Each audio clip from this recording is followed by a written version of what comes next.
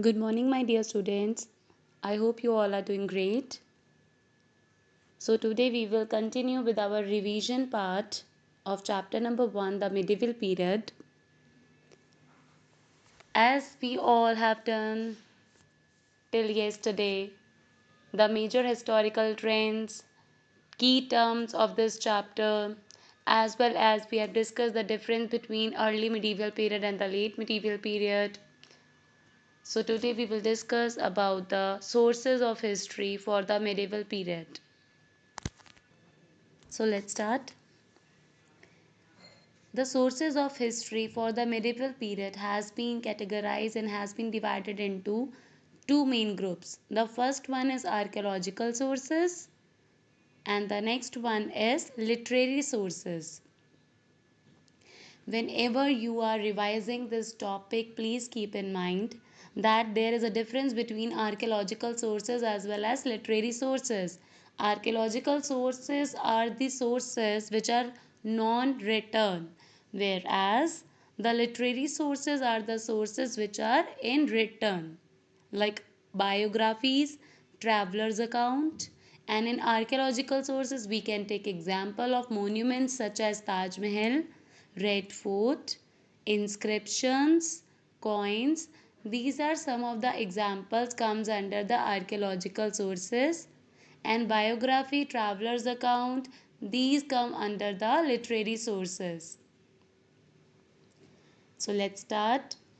Archaeological sources, we will discuss the very first one is monuments.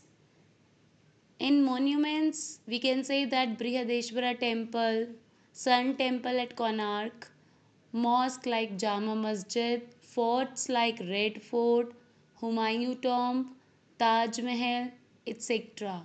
These are some of the important monuments which were built during the medieval period.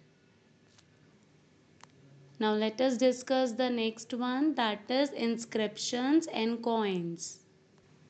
As we all know that what is inscription?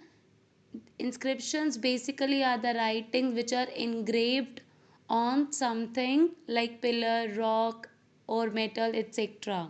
These inscriptions are found basically on most monuments like temple, forts, palaces, and you know what, they provide valuable information about rulers, their policies, their conquest, their achievements, specific time when a particular event occurred, etc. These inscriptions are more valuable than literary sources because they cannot be tampered with. That's why they are more valuable.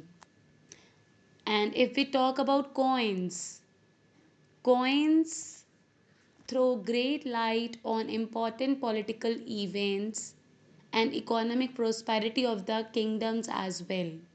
And also, they throw one more important thing, and that is throw important light on the political events which occurred during that period. Apart from these you can say archaeological sources, there are another archaeological sources like paintings which tells us about the dressing style or food habits or culture through the paintings, you can say.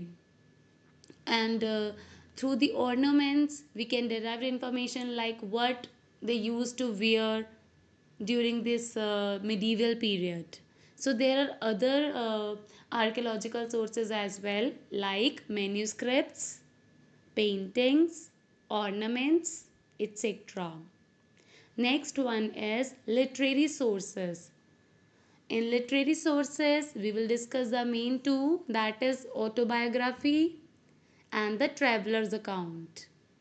Now autobiographies are the story of a person which has been written by that person only.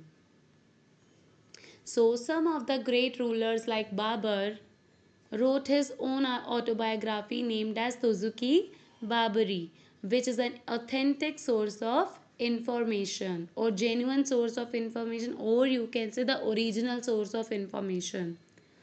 So the next one is traveler's account. Class, one more thing I would like to add on in this, and that is, if you want to write another literary source here, so you can mention biography as well, because biographies will also come under the literary sources. Like the there was a great courtier named as Abul Fazl. He wrote Aine Akbari. So you can mention that also.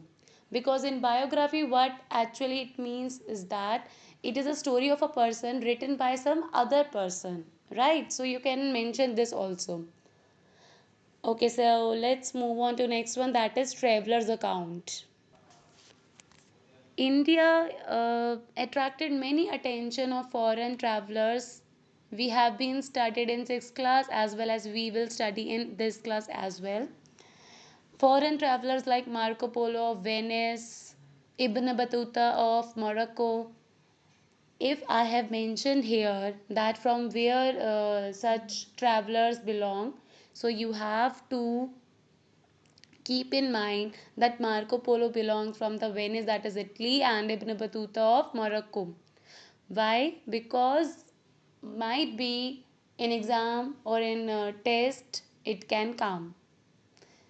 And they left an interesting account about different rulers during that time period. Like Marco Polo visited India in 13th century.